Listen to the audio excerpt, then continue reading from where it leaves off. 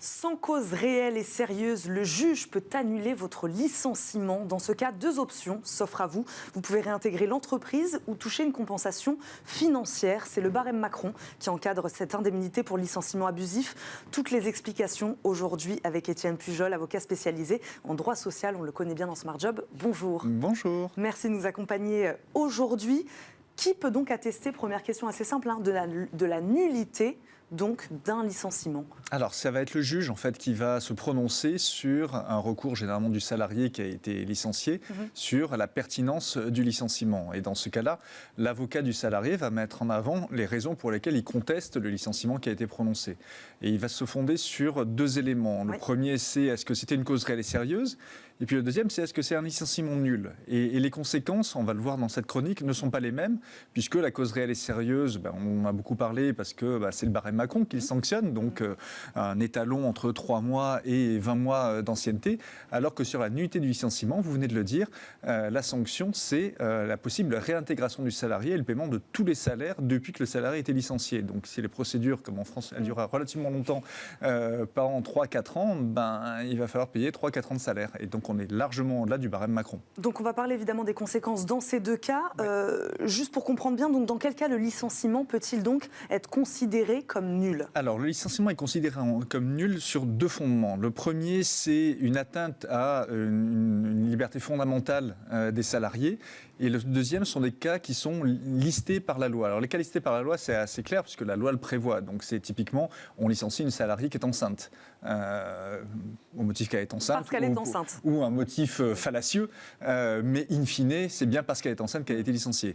Ou un salarié protégé qu'on licencie alors qu'on n'a pas obtenu l'autorisation de l'inspecteur du travail. Un salarié qu'on licencie parce qu'il a été témoin ou victime de harcèlement moral ou sexuel. Ça, ce sont des cas limitativement énumérés par la loi. Et il y a aussi un licenciement, par exemple, pour les lanceurs d'alerte. On a beaucoup parlé sur ces plateaux. La loi a évolué en mars dernier sur les lanceurs d'alerte, mais même avant, depuis la loi dite Sapin 2, les lanceurs d'alerte sont protégés. Il est interdit de les licencier pour avoir révélé des pratiques qu'ils ont constatées. Donc ça, ce sont des cas limités par la loi. L'autre, c'est donc l'atteinte liberté fondamentale du salarié. Et ça, c'est un peu plus ésotérique parce que ce n'est pas défini par la loi. C'est pas défini non plus. Les libertés fondamentales ne sont pas définies par la loi. Non, c'est pas défini par la loi. Et donc, ça va être apprécié au cas par cas. L'exemple le plus topique, on en parle beaucoup en ce moment, notamment dans pour certains cadres, c'est l'atteinte à la liberté d'expression du collaborateur. C'est-à-dire le collaborateur a le droit de s'exprimer, de critiquer le management, l'actionnaire, que sais-je. Et donc, s'il est sanctionné pour avoir aux yeux de son employeur trop parlé, eh bien là, ça peut être considéré comme une atteinte à sa liberté fondamentale d'expression et donc le licenciement peut être nul. Et donc ça, c'est le juge qui le décide. Et ça, c'est le juge qui le décide sur saisine du Conseil des prud'hommes. Et on voit une pratique, et c'est pour ça que c'était aussi intéressant de faire le point avec vous ce matin, c'est une pratique qui se développe beaucoup chez les avocats de salariés pour contourner justement le barème Macron. Ça fait plus peur à un employeur d'être poursuivi pour nullité du licenciement que pour juste une absence de cause réelle et sérieuse où on sait qu'elle va être le plafond d'indemnisation prévu par le barème Macron. Donc les sanctions attachées à un licenciement nul ? Alors, les sanctions, c'est le droit pour le salarié à être réintégré. C'est-à-dire que le salarié peut très bien dire, nonobstant tout ce qui s'est passé et tout ce que j'ai subi, notamment quand j'étais victime de harcèlement sexuel ou moral, je veux réintégrer l'entreprise parce que je n'ai pas trouvé de travail ou le nouveau travail que j'ai ne me satisfait pas, etc. Et donc, il a un droit, l'employeur ne peut pas s'y opposer, à être réintégré dans l'entreprise. Et donc, l'employeur le réintégrant, il va être obligé de payer tous les salaires qui auraient dû être versés aux salariés pendant toute sa période d'absence. Il va devoir rembourser à Pôle emploi les éventuelles indemnités que Pôle emploi aura versées aux salariés dans l'intervalle, puisque Pôle emploi a versé des indemnités qu'il n'aurait pas dû verser, puisque le licenciement est censé avoir été nul.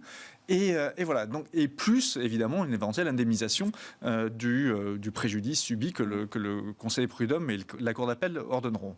Si le salarié ne souhaite pas être réintégré, ça peut arriver compte tenu des circonstances. Et bien sur la réintégration juste des salariés, dans les faits, ça arrive dans la pratique ? Ça arrive. Ça arrive. Ça arrive. Alors souvent, ça arrive pour renégocier un départ derrière en ayant bénéficié des salaires par le passé. Donc c'est extrêmement contraignant pour l'employeur et donc il vaut mieux prévenir le coût en amont plutôt que de risquer en aval de devoir payer une douloureuse qui va être très très importante. Donc dans le cas, où il ne réintègre pas l'entreprise. Dans le cas où il ne réintègre pas, là l'indemnité est à minima de 6 mois de salaire. et donc correspondante là aussi au salaire qu'il aurait perçu. Mais en plus, le contrat étant rompu, eh bien, il y a les indemnités de licenciement qui, le cas échéant, n'ont pas été bien calculées, le préavis qui a potentiellement été mal calculé, les congés payés qui ont été acquis dans l'intervalle, etc., etc. Donc là aussi, financièrement, la sanction est extrêmement importante. Qui fait ce petit calcul-là ?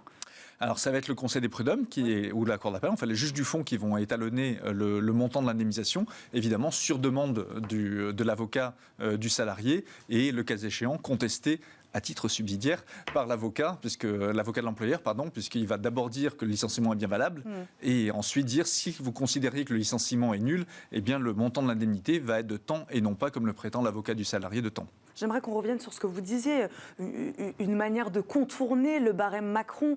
Donc, c'est-à-dire que pour le salarié, mieux vaut un licenciement nul. Oui, c'est ça. Mieux vaut un licenciement nul qu'un licenciement pour cause réelle et sérieuse, puisqu'il y aura ce barème. Et le licenciement nul, alors je dis mieux vaut, il faut quand même qu'il y ait un fondement juridique. Bien sûr. Mais typiquement, on a eu un arrêt mercredi dernier sur les lanceurs d'alerte. Une salariée avait alerté sa hiérarchie, puis le comité type de son groupe, c'est un grand groupe de défense nationale qui était son employeur, de faits qu'elle considérait comme devant relever de son alerte. Il se trouve que l'enquête interne a déterminé que les faits n'étaient pas sanctionnables. En revanche, 5 jours après, une procédure de licenciement a été diligentée par les personnes qu'elle visait dans son alerte, comme par hasard, et elle a demandé en référé à ce que le licenciement qui a été prononcé contre elle pour des motifs dits de dégradation de la qualité de sa prestation de travail, en fait, était fondé sur l'alerte qu'elle avait diligentée. Et la Cour de cassation, mercredi dernier, a effectivement considéré que l'employeur devait justifier que le motif du licenciement était totalement étranger à l'alerte que cette salariée avait fait en interne. Donc vous voyez, c'est extrêmement important pour l'entreprise, en amont d'une procédure de licenciement, de bien cadrer ce pourquoi la personne va être licenciée. Le barème Macron, est-ce qu'il est intéressant pour un salarié qui est licencié ? Alors, il est intéressant en ce sens qu'il est encadré. Donc, on sait en gros quel est le minimum, quel est le maximum. Et puis après, le juge va évaluer quel est le montant du préjudice réel subi par le salarié. Mais évidemment, le salarié, s'il estime que le fondement de son licenciement, quoique normalement fondé sur une cause réelle et sérieuse, est effectivement une nullité, il vaut mieux qu'il se prononce sur le cas de la nullité. Et donc contourner le barème Macron. Exactement. Merci beaucoup Étienne Pujol, c'est beaucoup plus clair. J'espère que ça l'a été pour ceux qui nous ont écoutés. Merci beaucoup de nous avoir accompagnés. Je rappelle, vous êtes avocat spécialisé en droit social. Merci d'avoir été avec nous aujourd'hui dans Smart Job.